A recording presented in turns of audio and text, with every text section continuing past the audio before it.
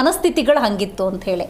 Right, ಈಗ ನೀವೇನು ಹೇಳಕ್ ಬಸ್ತೀವಿ ನೋಡಿ, ಇಷ್ಟು ಸಾಕ್ಷಿ ಪುರಾವೆಗಳನ್ನು ಒದಗಿಸ್ತೀವಿ, ನಾವು ಯಾವತ್ತು ಅದನ್ನು ಜನರ ಮುಂದೆ ಇಡ್ತೀವಿ, ನಾಟ್ 90% 100% ಅಂತ ಅಕ್ಯುರೇಟ್ ಆಗಿ ಹೇಳುವಂಥದ್ದು.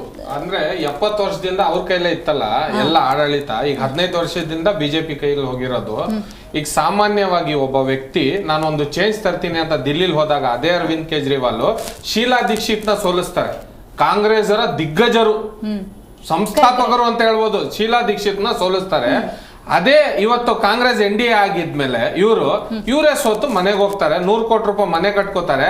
ಏನೇನು ಹೊಡೆದಿದ್ದಾರೆ ಎಲ್ಲ ಜನಗಳ ಮುಂದೆ ಇಡಿ ಮುಂದೆ ಬಂದಿರ್ತದೆ.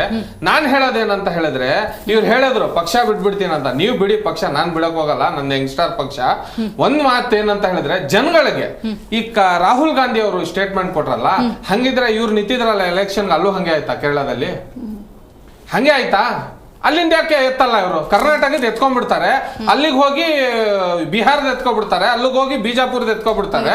ಎಲ್ಲ ಪ್ರಿಯಾಂಕಾ ಯಾಕೆ ಆಗಿಲ್ವಾ? ಅಲ್ಲಿ ಪ್ರಿಯಾಂಕಾನೇ ಬರೋದಂತ ಎಲ್ಲಾ ಕಡೆ ಹೋಲ್ಡಿಂಗು ಮೋದಿಜಿ ಅವ್ರಕ್ಕಿಂತ ಜಾಸ್ತಿ ಬ್ರ್ಯಾಂಡಿಂಗ್ ಮಾಡಿದ್ರು ಅವ್ರದ್ದು. ಅವಾಗ ಎಲೆಕ್ಷನ್ ಕಮಿಷನ್ ಕಣ್ಣಿಗೆ ಬಿಡ್ಲಿಲ್ವಾ ಅವರು? ನಾವೊಂದು 100 ರೂಪಾಯಿ ಒಂದು ಆಟೋ ಮೇಲೆ ಹಿಂದೆ ಕಡೆ ಪೋಸ್ಟರ್ ಹಾಕಿದ್ರೆ ಹಿಡ್ಕೊಬಿಡ್ತಾರೆ ಮೇಡಮ್ ಅವರು. ನಮ್ ಕ್ಯಾಂಡಿಡೇಟ್ ಮೇಲೆ ಲೆಕ್ಕ ಬರ್ಕೋತಾರ ಅವರು. ಈ ತರ ಎಲ್ಲ ಇರ್ಬೇಕಾದ್ರೆ, ಒಂದ್ ಲೀಗಲಿ ಫೈಟ್ ಮಾಡ್ಬೇಕಾದ್ರೆ, ಇದು ಕಾಮಚೋರ್ ಪಕ್ಷ, ಇದು ಕಾಂಗ್ರೆಸ್ ಪಕ್ಷ ಅಲ್ಲ, ಇದು ಕಾಮಚೋರ್ ಪಕ್ಷ. ಇದು ಇವರು ಬಹಳ ಕೇವಲವಾದಂತ ಪದಗಳನ್ನ ಬಳಸ್ತಾ ಇದ್ದಾರೆ. ಡೆಕೋರಂ ಇಟ್ಕೊಂಡು ಬನ್ರಿ, ಅಲ್ಲ ಒಂದು ಸ್ಟ್ಯಾಂಡರ್ಡ್ ಆಗಿ ಮಾತಾಡೋದು ಕಲ್ತ್ಕೊಳ್ಳಿ. ಇವರು ಭ್ರಷ್ಟಾಚಾರ ಅಂತಾರಲ್ಲ, ಏನಿದೆ? ಯಾವುದೇ ಪಕ್ಷ ನೀವು ಪಂಚಾಯತಿ ಸದಸ್ಯರಾಗಿದ್ದೀರಿ, ಪಂಚಾಯತಿ ಸದಸ್ಯರಾಗಿಲ್ಲ. ಯಾವ ಪಕ್ಷ ಅಂತ ಹೇಳ್ಕೊಂಡ್ಬಂದಿದ್ದೀರಾ? ಯಾವ ಪಕ್ಷ ಅಂತ ಹೇಳ್ಕೊಂಡ್ಬಂದಿದ್ದೀರಾ? ಒಂದು ಪಕ್ಷ ರಾಷ್ಟ್ರೀಯ ಅಧ್ಯಕ್ಷ ಅಂತ, ರಾಷ್ಟ್ರೀಯ ಅಧ್ಯಕ್ಷ, ಪಂಚಾಯತಿ ನಿಮಗೆ ಅಲ್ಲ ಮಾತಾಡ್ಬೇಕಂದ್ರೆ ನಾಲ್ಗೆ ಬಿಗಿಡ್ಕೊಳ್ಳಿ. ನೀವು ಒಂದು ರಾಷ್ಟ್ರೀಯ ಪಕ್ಷದ ಬಗ್ಗೆ ಮಾತಾಡ್ತಾ ಏನೇನೋ ಮಾತಾಡಲ್ಲ, ನಿಮಗಿಲ್ಲ ಜನಗಳಿಗೆ ಏನ್ ಪ್ರಶ್ನೆಗೆ ಉತ್ತರ ಕೊಡ್ತಾರೆ? ಕೊಟ್ಟಿರೋ ಗ್ಯಾರಂಟಿಗಳಿಂದ ಎಷ್ಟೋ ಸಾವಿರಾರು ಯುವಕರಿಗೆ ಬಿಸ್ನೆಸ್ ಹಾಳಾಗಿದೆ.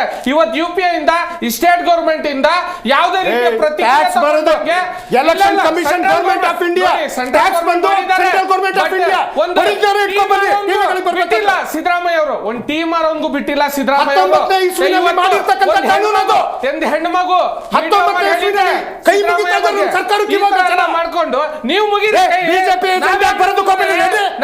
ಏಜೆಂಟ್ಗಳು.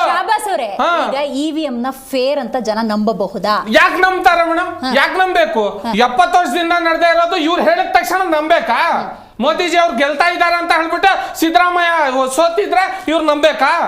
ಇವ್ರು ಏನ್ ಮಾಡ್ತಾ ಇರೋದಂದ್ರೆ, ಇವ್ರು ಸೋತ್ ಬಿಟ್ರೆ ತನ್ನ ಸೋಲನ್ನು EVM ಬೆಲ್ ಹಾಕೋದು, ಈ ತರ ಮಾಡೋದು ತಪ್ಪು ಅಂತ ನಾನು ಹೇಳ್ತೀನಿ. ಶಾಬಾಜ್ ಅವರು ಕೇಳಿದ 1-2 ವಿಚಾರಗಳಿದೆ. ಈಗ ಪ್ರಿಯಾಂಕಾ ರಾಹುಲ್ ಗಾಂಧಿ ಅವ್ರು ಗೆದ್ದಿದ್ದಾರೆ ಅನ್ನೋದಾದ್ರೆ EVM ಫೇರಾ, ಅಥವಾ ಕಾಂಗ್ರೆಸ್ ಅಲ್ಲಿ ಏನಾದ್ರು ವೋಟ್ ಕಡಿಮೆ ಆಗಿದೆ, ಅಲ್ಲಿ ಗೆಲುವು ಸಾಧಿಸಿಲ್ಲ ಅಂದ್ರೆ EVM ನಾಟ್ ಗುಡ್ ಅಂತ ಹೆಂಗೆ ಅರ್ಥ ಇದೆ? ಅಂದ್ರೆ EVM ಬಗ್ಗೆ ಇಂಥದ್ದು ಒಂದೋ ಹುಟ್ಟಾಗ ಯಾರು ವೋಟ್ ಹಾಕಕ್ರಿ ಬರ್ತಾರೆ?